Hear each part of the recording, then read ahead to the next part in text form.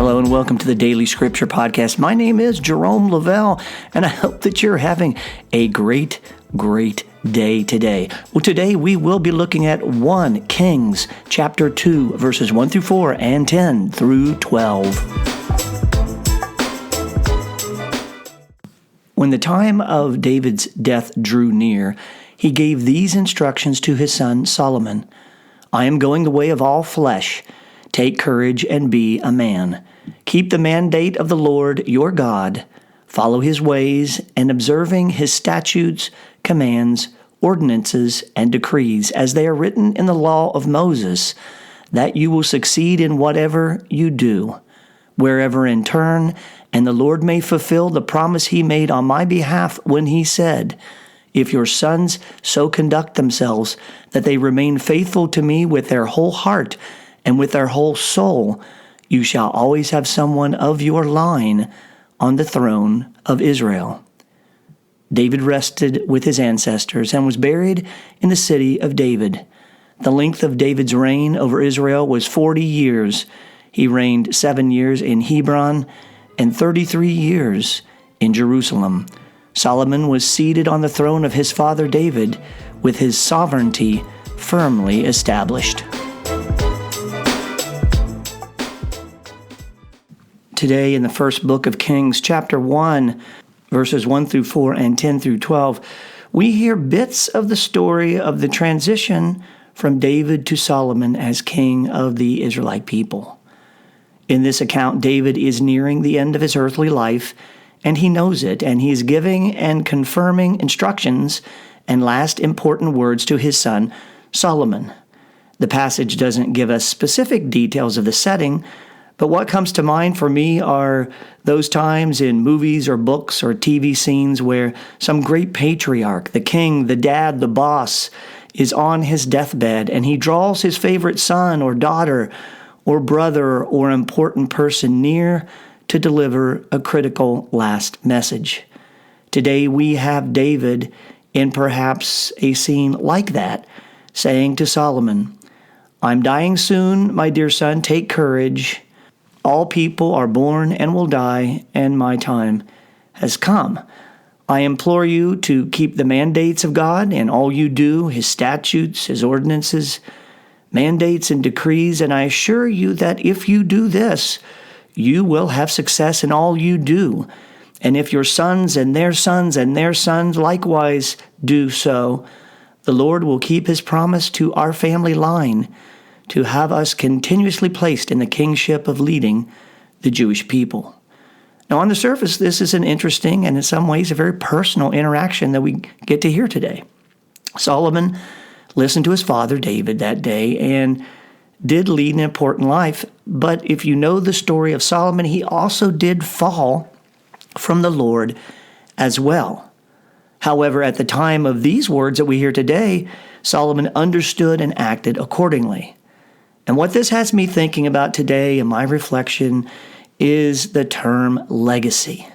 And what is a legacy? Well, there's several definitions. If you were to look in the dictionary, one regards, money or property that's left to a person when someone else passes away, like a bequest. That's not what I'm talking about. A legacy is also a student who's admitted to a college or university because a relative is an alum. That's not what I'm talking about. Rather, what I'm talking about is this definition. Anything handed down from one person to another, in general, usually an ancestor or a predecessor. That is what I'm talking about. Things that are handed down, impacts that we make, and ways that make our descendants better because of what we have given them. David was interested in explicitly communicating his legacy to Solomon. He knew what he had experienced.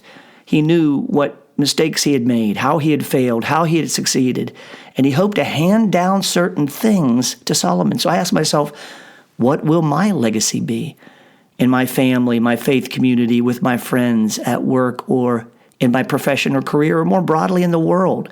What things am I handing down in my accomplishments, attitudes, behaviors, actions, the way I talk, my life perspectives, my priorities?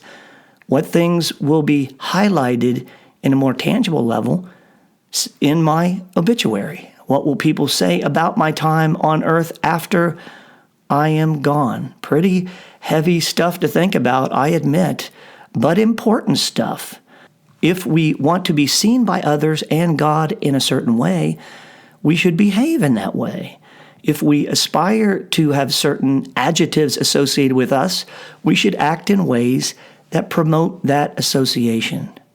Now, in closing today, I'd like to leave you with a poem that many of you may have heard or seen on the internet or in other resources, but I think it's very worthy to revisit this poem from time to time. It's a poem by Linda Ellis, and it is called The Dash, and it goes like this.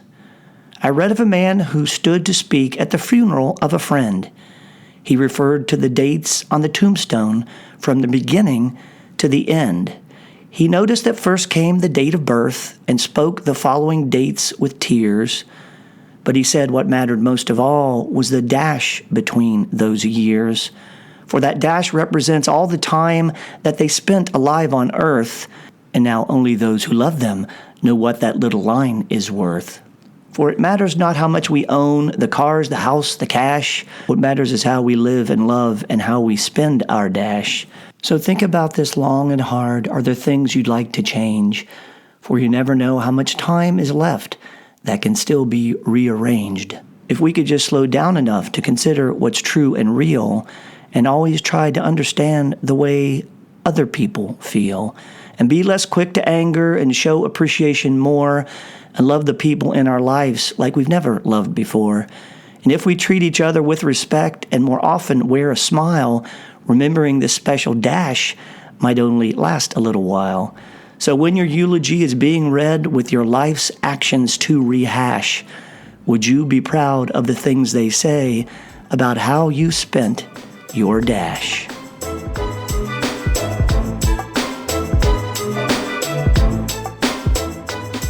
Thank you for joining the Daily Scripture Podcast. My name is Jerome Lavelle, and our reflection words of the day are our legacy and our dash.